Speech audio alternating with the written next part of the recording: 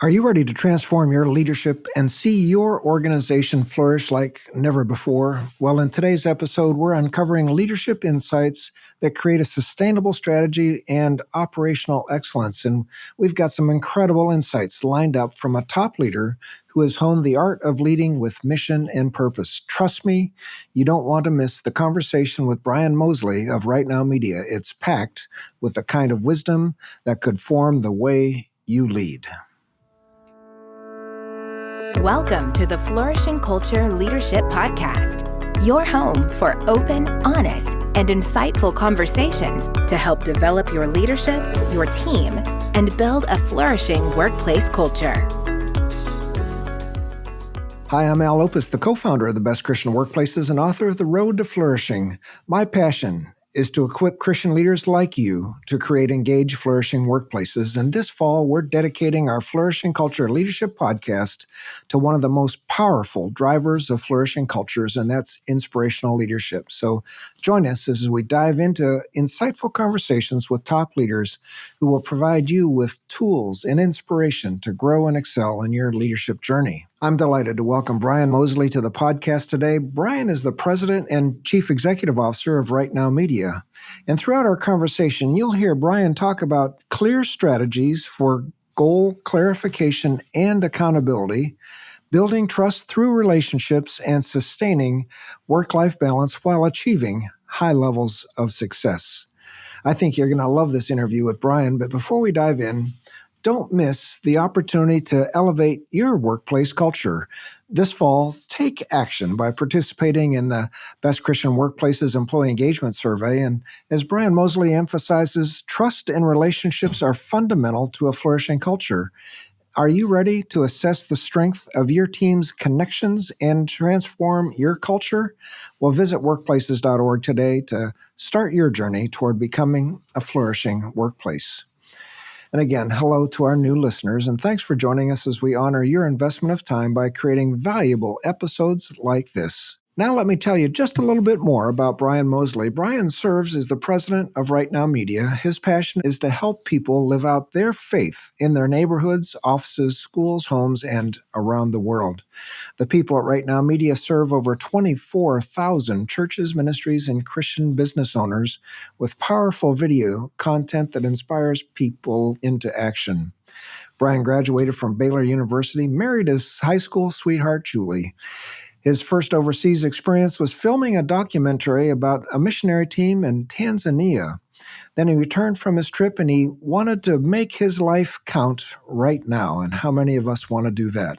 Well, RightNo started in 2000 as part of a media company called Bluefish TV, a ministry that had been creating video resources for the church since 1977.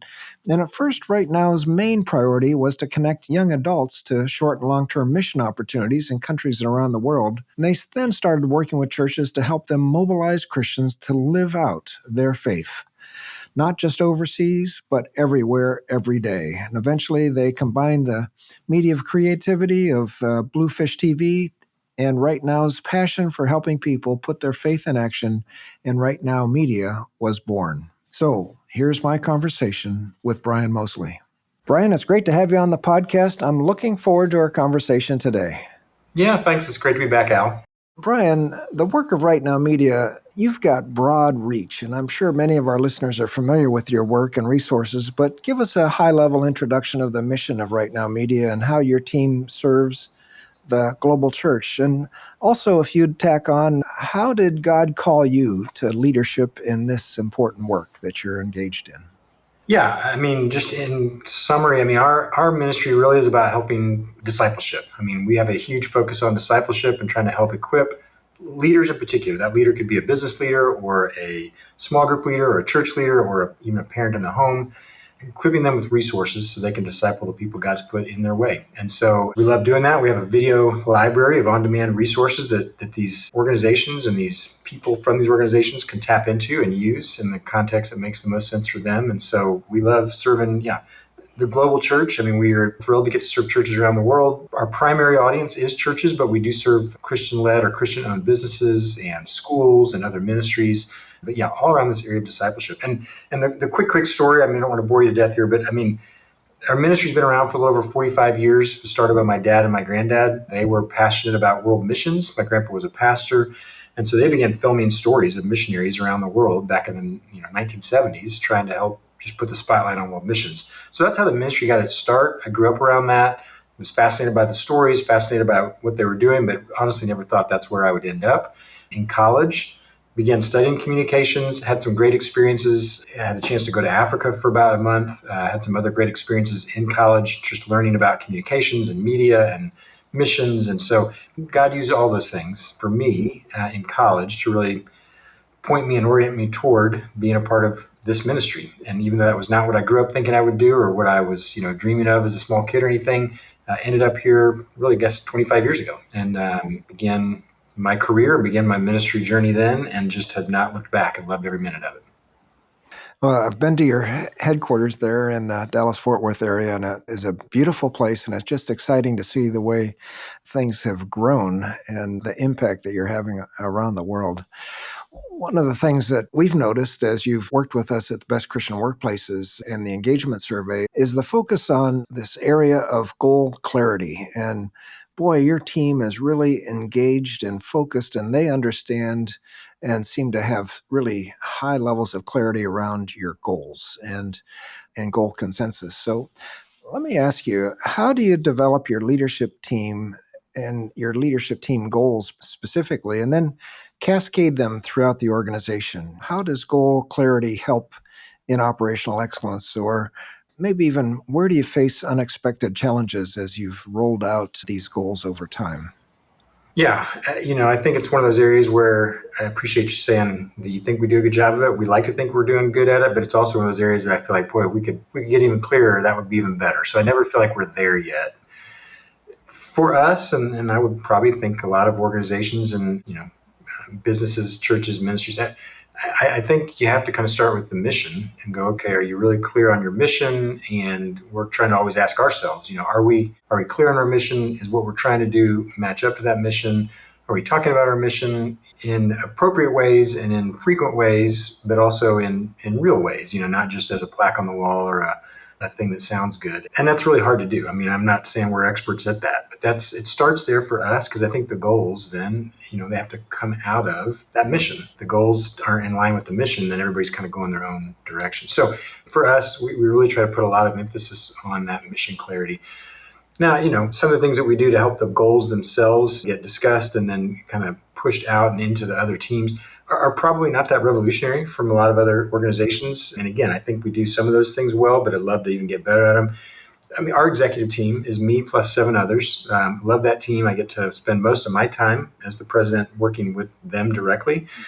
So we will spend time as an executive team annually going over goals. That usually kind of lines up around our budgeting season, just to say, okay, let each of the team leaders there share some of their major goals and things that maybe would be changing or adjustments they're making for the year ahead. And that way everybody can be on the same page as we finalize and put together that budget. Each quarter, that executive team and each of those team members is setting team goals to really focus on. And I get to review those with the leader. And then at the end of the quarter, they can kind of report back and say, hey, here's how we did on that. So that just helps everybody, again, on a quarterly basis at the team level, stay connected and stay focused. And those executive team leaders, as they set their own team's goals, it's kind of up to them to then share some or all of those specific goals with the rest of their team. Some of them they may just have more of as an internal goal for themselves that they want to focus on, and it's not really the publicly displayed for the whole team. And then other goals maybe like, hey, as a team, this is what we're aiming for, and I want you to know that this is what I've talked about with the executive team leaders, and so they get to share those, I guess is my point. And goals are ideas with deadlines, and so we're just trying to figure out, okay, are these good ideas, and if they're worth really pursuing, then let's make sure that we put a deadline to it. It's a good idea, so let's make sure there's some measurables to it, and then again, making sure it's always in line with that mission that we're on. And I wish I could say we're perfect. It's probably one of those areas where I wish we were even better at it, but I do think we've seen some effectiveness with trying to be really diligent about it. Well, as I look at your scores relative to our database, you're in a 95th percentile of organizations like yours around consensus on goals. So people are focused on it and know it. So that's great. And I like your point. Goals are ideas with deadlines. And I know our listeners are appreciating that. So another strong area that you've got is accountability. And I think goals and accountability go together. And this speaks of the competence and the quality of your leadership and staff in terms of being clear and then having people being accountable for their work. So how does your leadership team model accountability as you work together, and how do you equip your team leaders and then managers cascading through the organization to create this environment of accountability and excellence in day-to-day operations? Yeah, I guess I would echo a little bit of what I said before. I think it's an area where we're doing good in, but at the same time, I feel like it's one of those areas where you could always do better, because I do think there's an opportunity to just really have. So I look at accountability, and it's, in my mind, totally based on trust. If you have trust with the people that you're working with and working around, then the idea of accountability is not scary. It's actually embraced because you feel like, yeah, I trust these people and I'm working with these people. Again, back to the mission, the goals. We all share the same mission, the same goals. And so I just think it's based on trust. I mean, without the trust, I think the idea of accountability starts to sound very authoritarian and very, just top down, or it can just be scary. And all of a sudden it's like, well, accountability sounds like micromanaging, which is a buzzword that, sometimes team members, will say, oh, you're just micromanaging me. And I want to say, well, if we trust each other and we're all working for the same thing, I mean, certainly there can be micromanaging. So I'm not saying that there's never micromanaging, but sometimes what people perceive as micromanaging isn't so much, I don't think, micromanaging. It's just, is there really trust established? And so when people know that your intentions are good, that you are for them, and we are all together for this mission and towards the things that we're working toward, I think the accountability part, again, comes much more naturally. So practically speaking, again, probably not anything super revolutionary. I mean, we as an executive team, again, me and the 7 others on the team, we meet weekly. So, I mean, every Friday afternoon, we're meeting late morning, early afternoon. It keeps us connected relationally because that's important. Again, to establish that trust, you have to be in a relationship. So there's a healthy rhythm of getting together. And of course, parts of that team are meeting throughout the week together for various things organically or other scheduled meetings. But as a whole executive team, we've definitely adopted a once a week rhythm. We actually just got back last week from a once a year strategy retreat that we do. And we kind of mix that with some fun stuff to do together. And again, just deepen that relationship. And then also some important strategic discussions that are kind of pre-planned out. And we come to the table prepared to discuss those. So I love the executive team we've got. Like I said, I spend a lot of time with them. I think there is a strong trust and rapport there. And so that keeps the accountability at that level strong, which I think definitely just ripples into the rest of the team. So we'll have some non-executive team members that are parts of those executive Friday meetings almost every week. I mean, just whether it's kind of a mentoring relationship or for some other reason somebody's in there. And it's just, I think they get hopefully just kind of exposed and aware to how our executive team operates. And hopefully they see the trust and the passion we share together, and that is encouraging to them. And then really each of the executive team members, they have to have their own rhythms of meeting with their teams and kind of establishing that accountability there. But I do think as best we can, again, not perfect at it, we try at the executive team level to model that trust, relationship, and accountability. Well, I love what you're saying, Brian, and I think for our listeners, it comes through loud and clear. You've said more than once, I love my team.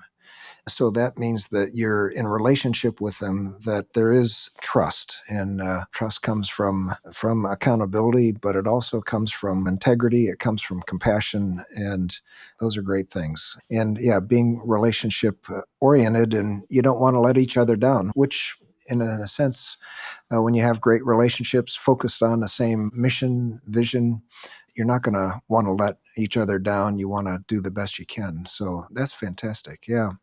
Well, Brian, certainly during your tenure as president at RightNo Media, you've built a great leadership team. You've referred to them, and I'm sure that there's been changes over time as you've hired people to fill needs and developed upcoming leaders.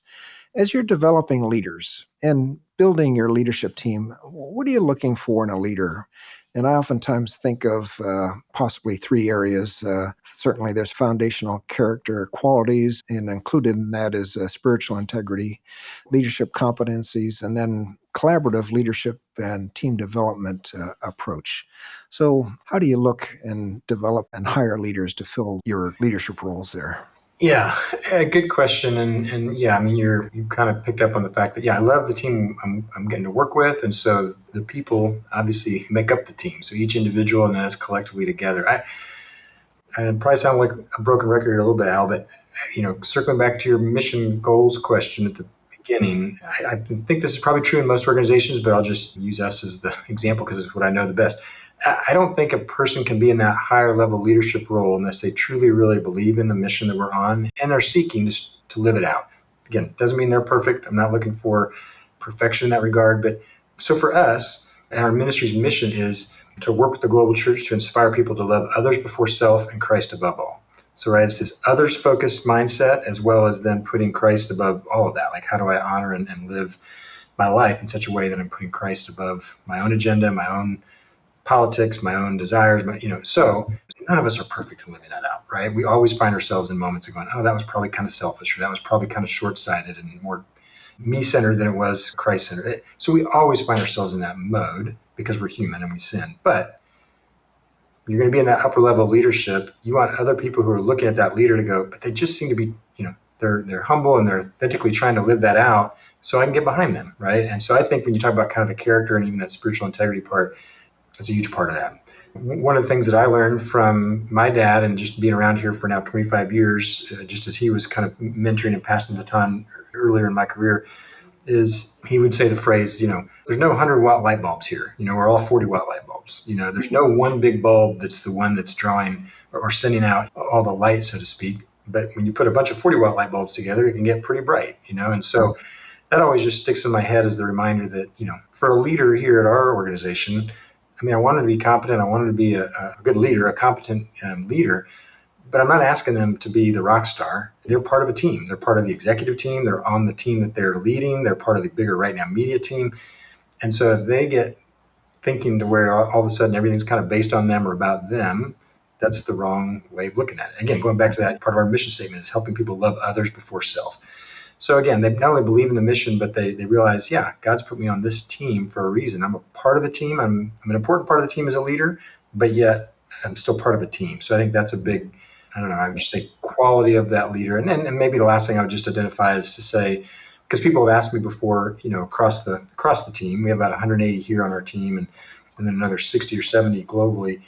They'll say, well, how do I get into a leadership role or how do I become a leader? And of course, that's a challenging question because there's lots of paths to leadership. But oftentimes we'll tell people, well, one thing I would encourage you is a leader is a problem solver, not just a problem identifier. So if you want to have people look at you as a leader, then don't just say, hey, there's a problem. Say, hey, I noticed this problem and I wonder if this would be a way to solve that problem or get around that problem. And now all of a sudden people see that you got a plan to the future and not just pointing out problem. It's easy to point out the problems, so when you talk about kind of that collaborative leadership, it's going, okay, there's a problem to solve. How do we get together and solve that problem? And I've got some ideas here, not just kind of being a complainer. So I don't know, those are the things that come to my mind now. Yeah, great, Brian. Yeah, I love what you're saying. Are they living the mission, being, in your case, it's clear, being others focused, having Christ first. And then, that's interesting. I've not heard that. We don't have any 100-watt light bulbs here, but there's a bunch of 40-watt light bulbs. I think we can all appreciate that, just being part of the team. And then as a team, you can do so much more together. And then, being a problem solver, not just a problem identifier. And I love, Ken Blanchard has this old saying of seagull management, and leaders will just come in and make a lot of noise and not really be helpful. They do other things too, but I'll just say make a lot of noise. And I think I know where you're going with that. I know what you mean. But to not just identify problems and shove them in others' faces, but to be there to help solve them. I love that. Thanks, Brian. So any leaders who's in it for the long term has experienced high points and valleys, successes and mistakes. And of course, we like to focus on high points, but we also learn the most from hard places. Would you be willing to share in your own leadership journey, maybe a hard season and what you've learned from it and from that experience? And how would you encourage a leader who's listening who might be in a valley right now? So, yeah, you're right. We all encounter some of those lower points of the journey. And I've had some related to just team dynamics and trying to figure out that. I've had some related to transitions within the kind of financial model of the organization, trying to figure out how do you get from this model to that model. But maybe because it's a little bit more current, the one that comes to my mind as you're asking that question is, Sometimes the valley or the challenge comes in a moment or a season where you feel like you're having or have recently had success. You feel like, okay, things have actually been working well, whether the impact you're trying to make is working or the financial growth you're trying to make. I mean, whatever success looks like for you, right? But it's like you can find yourself going, okay, there's been some degree of success, and now I don't know, the question becomes like, what's next? You can kind of wrestle with like, well, are you supposed to sustain that? Is that what success looks like now? Is sustaining that? If you go backwards at all, is that, are you failing? Do you have to do more of whatever success is in order to be more successful the next year? And so I would just say in our 45-year history, and I've been around here for about 25 of those years, the last 10 to 12 years have really been very, again, you can interpret this word a lot of different ways. I mean it in the healthiest way possible. We've experienced a lot of success. I mean, we've been able to grow our team. We've been able to grow the impact we have. We've been able to reach more people. We've been able to create more resources. Like just by most metrics that you could probably look at, you'd say, wow, there's a lot of good things happening. And I'm like, man, praise God for that. I've told folks plenty of times. I mean, I think it's our role as leaders to do things and be obedient with it, but I also don't think that just because you're obedient and trying to do things well means you're going to get that success. So I truly do feel like there's God's favor there. But in the last maybe year and a half or 2 years, I felt like, okay, but what does happen next year? And I don't want to be just satisfied with where we've been, but I also don't want to try to manufacture some new success season just to say, hey, we're still successful or we're more successful. And I don't know if anybody else out there would relate to this. I mean, I'm hoping that they would, and I'm not alone on this, but I'm just going, okay, if something's been working, what's the right approach to continuing that same track, or what's the right moment and season to go, hey, that's been working, but it may not always work. And so let's make sure that we're not just put our heads in the sand and not thought about what could be next. So we're in that season, and it's created a lot of great conversations and sparked a lot of good discussions among our team. I'm pretty black and white kind of guy. I like things to be pretty buttoned up and clear as they can be. And so when you're in those messier seasons, it's harder. I can sometimes feel just the emotional or mental weight of that, at the end of the day or the end of a week going, hey, we're still doing some good things, but I don't know yet if I have the absolute clarity on what's next. And so, or how to exactly articulate what's next. And so you're kind of searching for that. So I don't know. That's my thoughts, Al. I mean, again, it's it's almost a surprising valley because you kind of sometimes think, I think I'm kind of at the mountaintop, but all of a sudden you realize, oh, okay, the mountain has a peak, and maybe there's not, I don't know, is there another peak or is there a valley between this peak and that peak? And not trying to overuse your analogy there, but that's just the thought. Yeah, right. Well, thanks, Brian. So fascinating. It's kind of a spiritual discipline in a way. You don't want to be willful. You don't want to get outside of God's will. But yeah, so what is it? And when it's not clear, for those of us that like to have clear direction, that can be challenging. Yeah. Thanks for sharing. That's great. So, as Christian leaders, Brian, and I know that you take this to heart. 1 Peter 5:2 is one of my favorite verses where Peter is saying, shepherd the flock that God has entrusted to you. And so as leaders, we have responsibility for that flock, whether it's our staff or the people served by our organization. And at the same time, we must maintain our own personal spiritual foundation to lead effectively over the long haul. And as we look at self-leadership and our own spiritual health, this is a key issue. So what habits and practices do you use to keep your own spiritual life vibrant? And how do you grow in your own relationship with God especially with the many demands on your time and energy and travel and so on? It's challenging because there is, for any of us that are in leadership, there are a lot of, like you said, demands on our schedule. The biggest thing that comes to my mind in terms of just maintaining that spiritual fervor and that growth is community. I don't think that we are meant to live in isolation and independence, although those are kind of, for an American audience, very revered and we like our independence and we kind of think we can do it our own. And so just don't bother me. And I think relationships are a big part of that. So for me personally, I'm very plugged into my church and been plugged in there for 20 years. A church that actually started in my living room and our pastor's living room, who lived down the street from me, and been a blessing to see that over the years as God has, the verse you referenced, given the church this flock, people to shepherd and just to minister with and to minister to. So through life group and through, I'm an elder there. And so, I'm just meeting and engaged with people from my church on a pretty regular basis. And that is, you talk about accountability, a little bit ago, that's a big part of it, right? It's just, okay, I'm in relationship with these people. I trust them. They trust me. And so we're just helping. helping each other grow. And sometimes that looks very intentional, like, yeah, we're in a Bible study together, doing something that you would kind of label as a very spiritual activity. And other times it's just going to the wedding of a friend's daughter who you've grown up with that family, and that daughter's grown up, with your kids. It's like, what a great celebration. And you just kind of look at God's faithfulness in their life over the years, and you're just reminded of that. You don't get that if you're kind of not in community, or if you're bouncing around from community, because you just don't have that long. So point is very plugged in for me personally in my church. I'd certainly try to stay consistent with reading scripture and just being in God's word. I think that's a huge ingredient to just knowing who God is being in his word. Probably like a lot of us, there's seasons where that's going awesome, and there's seasons where that's harder, but trying to stay consistent in that and just learn from him and be with him in that. And I would say for me personally, I'm pretty good. I think part of your question was just, again, related to kind of the demands of time on work and stuff, which there are. I have historically been pretty good about just going, there's important work to do, but the work part of my world is not everything in my world. And so most nights, most weekends, I can move away from work mindset and get into, hey, I've got family and friends and other things outside of here, which is what I believe God wants for us to have, is just those restful opportunities, those other relationships to speak into us, and not just to be so consumed with, in this case, work. So I've been pretty good about that. And we try here as a team to really emphasize that in terms of even kind of how we set up the work schedule. And very rarely would somebody walk into somebody else's office at 4:30 on a Tuesday and say, hey, I'm going to need you to stay until 9 o'clock tonight to finish this project. Because we know our work is important. We believe in that mission. But at the same time, I do think sometimes, by the way, ministries, nonprofits, they can use their mission as a club. It can be all of a sudden, you got to give me your whole life because our mission is so important. And I think that's dangerous. So we try to caution against that. I caution others against using your mission as a club to beat people into, you've got to give your whole life's allegiance to this place. So if you say that, then you got to live it out. So I try to get out of here and enjoy time away from the office. Yeah.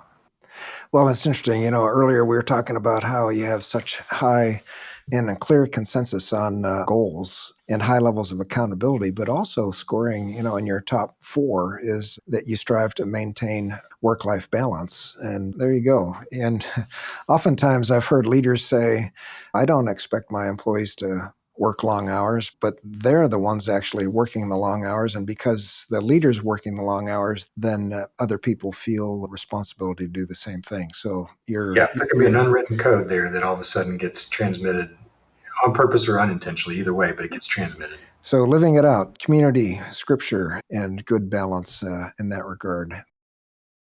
So, Brian, as I talk with leaders who are committed to growing in their leadership and to shepherding their organization well, I'm also interested in how you grow and how you've been growing through this season of leadership. Can you share a few reflections on what's influenced your own growth as a leader, and what are some of the catalysts that you've experienced to spur you onto your own growth as a leader? Yeah, I do think it's an ongoing journey, and probably one, if we're honest, we're never really there as far as feeling like we've got it all figured out. So I'd like to think of myself, generally as a pretty curious person. My kids kind of laugh at me if we were on a vacation earlier this year at a state park in Texas. And I'm going to be the guy that asks the question of the park ranger, and they get done with their presentation and, they'll say any questions, and my kids will look at me like, I'm sure Dad has a question. I just generally think, okay, you're so an expert in something. I'm just curious to know. We were watching these bats flying out. Okay, why did the bats do this and that? Just curious, So I generally think I'm pretty curious, which I think helps me just want to learn. And again, I personally like broken record out. I go back to community and relationships. So I just think of, okay, there's people that I'm around every day here that are way better than me or smarter than me in certain topics and subjects, or they have much greater experience than I do in a certain way of doing things or their past career or whatever it is. I just want to learn from them, So I'm just not hesitant to ask questions of them so I can learn and from them. And I'm just talking about team members, teammates. And then there's people outside of the ministry that I love just trying to learn from. And not that I'm trying to emulate them or their style, but a couple that I've been trying to learn from a lot more recently, Dave Ferguson, who leads Exponential, and Scott Beck, who leads Glue, and David Kinnaman, who leads Barna. I just am fascinated with those guys and their ministries and the leadership they have. And so just seeking them out and asking questions. And again, it goes back to that relationship. Once you're in a relationship that you feel comfortable enough to ask those questions, they feel comfortable enough to answer. So just trying to ask questions. And I'm a reader. So, I enjoy reading books, and I just finished the Elon Musk biography. One of the better biographies I've ever read, just very well written.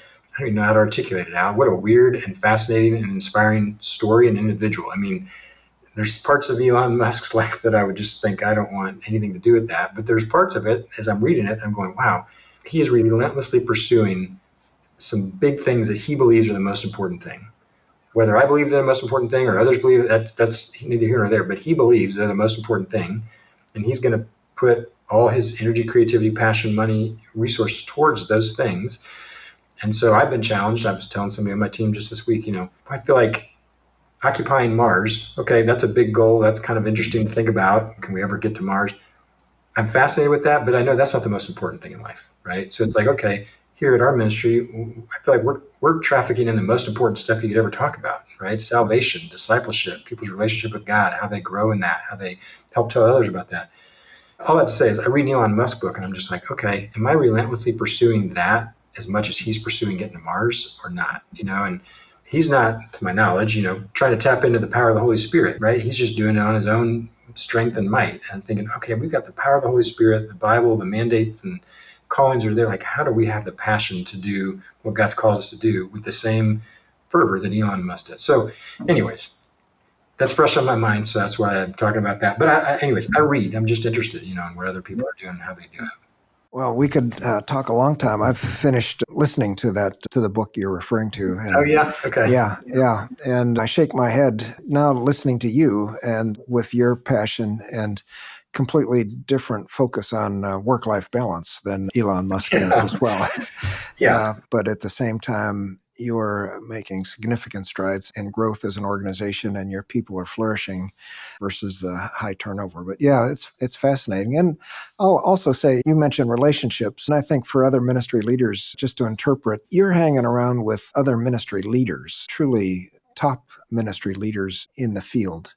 And yeah, Dave Ferguson's been on our podcast, and certainly any church person has heard about the work of Glue or heard David Kinnaman speak, no question. So really connecting with ministry leaders and learning from them by being curious and asking those questions. And I've been in the same boat with kids looking to me when it's time.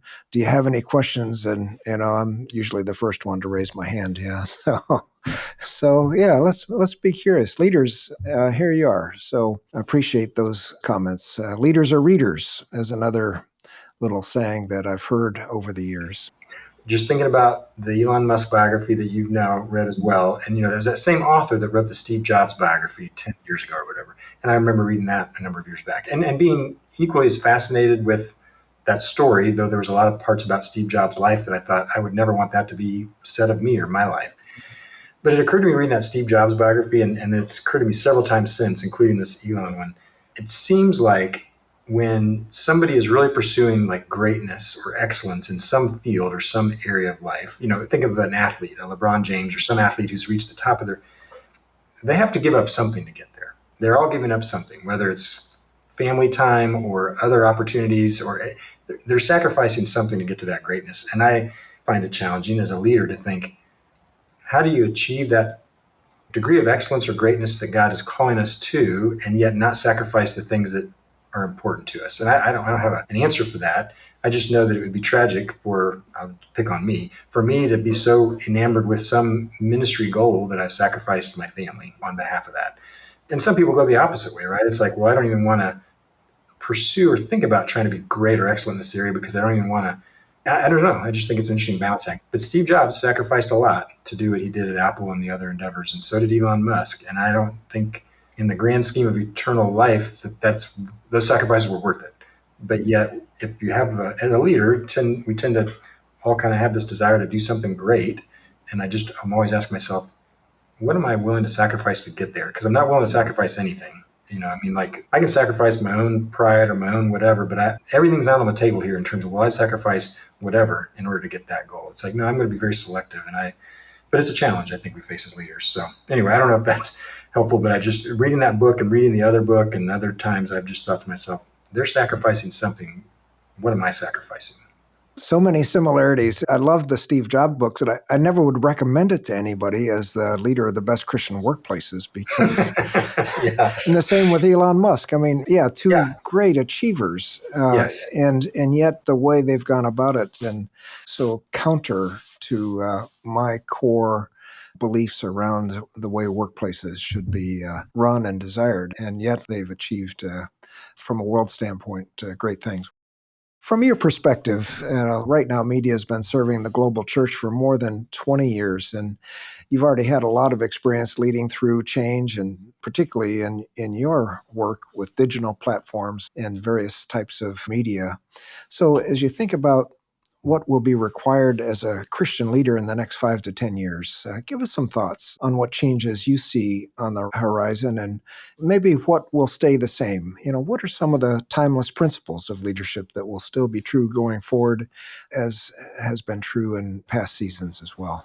So I would say probably harder for me to really clearly articulate what is going to change, although I know change is coming, right? So, I mean, changes are inevitable, but it's hard to know what those changes will be like. And to some degree, anybody listening to this, I mean, we all kind of see and sense things that are changing because our world is changing a lot. But thinking about your question makes me think, I mean, some things that I would say, okay, here's what I believe, certainly through the lens that I'm in, but hopefully for your listeners as well, things that are not changing or that are important to keep a hold of.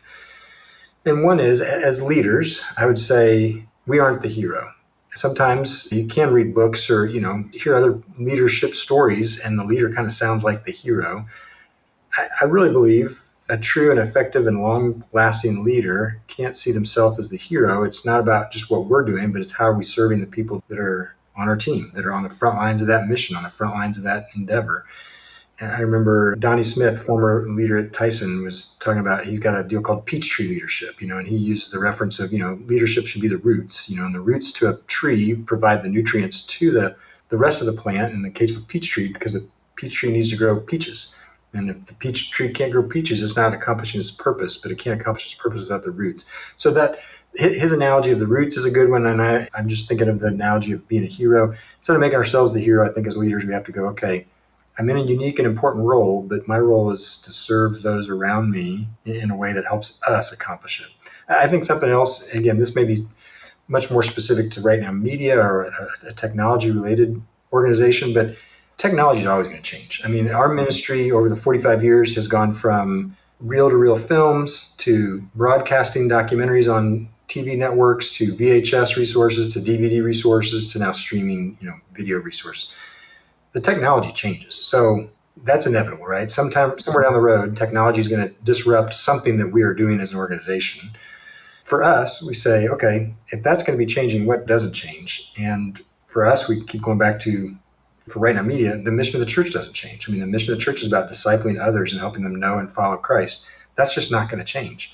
So if we get too hung up as a leader on, we got to be the best video streaming service out there, well, the second that video streaming is no longer the way it is, then we're kind of sunk. But if we say, no, we're here to equip the church in their areas of discipleship, then I care less about the technology. I care about the mission. So I just think it's important to know that the mission never changes. And again, probably sound like a broken record, but with all that, for us, thinking about the mission of that area of discipleship and the church's mission, relationships are the key. I mean, we're a technology ministry in the sense of, I mean, we have to build apps and websites and mechanisms in order for our content to be distributed to people. But again, we try to really hard fight against this isolated mindset that so many people have. Our desire is not for the content we create to be put on a phone and people watch it by themselves. I know it happens. I'm not against it happening. But the real effectiveness of that is when you're in a relationship and you're going through that with a spouse or in your family or with a small group or with a mentor or a small group at work. When you go through that content and you're growing and learning together, I just think that's where the Holy Spirit does his work. And all of a sudden, it wasn't just a video, it wasn't just a piece of content, it was a catalyst to growth. So I know I've shared some of those same thoughts throughout some of your other questions today, but I just keep going back to relationships are really key. We live in a very technological world. As leaders, let's use technology as tools, but I think in any sense of leadership, you can't lead anybody unless you're in a relationship with them, and the relationships matter. And the technology can be a tool, but it can't be the answer. One of the core values of the best Christian workplaces is relationships. And so I'll bet you it's in there somewhere in your values as well. Well, Brian, this has just been a great conversation. We've learned so much, going back, just talking about goal clarity and how you really help to create goal clarity as an organization, and then follow up with accountability, how relationships are a part of that, the things that you do to help develop in your own leadership, and the way you develop the leaders around you, what you've learned in hard times, and how you develop and grow, both spiritually, individually, and then as a leader, and then as we project what will change and what won't in the future. This has just been a great conversation. Is there anything that you'd like to add that we've talked about? I guess it occurs to me, kind of again, talking about those books and those kind of business pioneers. And I do think back to the work that you and your team have been doing to help these Christian workplaces flourish and thrive. And if I wasn't clear earlier, I want to just say, I don't think it's mandatory for people to sacrifice important things in order to be great. What I wonder is, as leaders, do we even ask ourselves that? What am I sacrificing? And am I sacrificing something important for the sake of something that it's not unimportant? My work's not unimportant. But so all I have to say, I think about the work you guys are doing to help leaders think about the cultures in which they're creating at their workplaces, trying to instill some of that balance and that health. And I commend you for it, because I would just think, gosh, if every organization in the country or the world really had tools to be healthy internally, you're just not only creating a healthy culture, you're just helping to create healthy people. And, they're going to go home to their spouses and their kids more satisfied and content because they didn't feel like work was as much of a drain to them. So I just think the ripple impact there is huge. And all of a sudden, you could still have some people creating and accomplishing and achieving great things, but they didn't have to do it at the expense of being a jerk to their employees or being an absent father, an absent mother, or whatever. And so I just commend you guys for the work you're doing. Yeah. Thanks, Brian. Well, thank you for your contribution today. And I really appreciate your excellence in leadership as we've worked together over these years, and the way you work to inspire and equip the local church, and not only the local church, the global church. So thanks for taking your time out today and speaking into the lives of so many listeners. Yeah. Thanks, Al. It's always good to be with you. Thank you so much for listening to my conversation with Brian Mosley, and I hope you enjoyed it as much as I did. You can find out ways to connect with him and links to everything we discussed in the show notes and transcripts at workplaces.org/podcast. And if you have any suggestions for me about our podcast or have any questions on flourishing workplace cultures, please email me, al@workplaces.org. And you won't want to miss next week. Keep listening to our weekly podcast as we continue to learn from leaders who are proven inspirational leaders exhibiting Christian character and excellence in their leadership. Next week, we have the privilege of learning from Rich Stearns, President Emeritus of World Vision. The Flourishing Culture Leadership Podcast is sponsored by Best Christian Workplaces. If you need support building a flourishing workplace culture, please visit workplaces.org for more information. We'll see you again next week for more valuable content to help you develop strong leaders and build a flourishing workplace culture.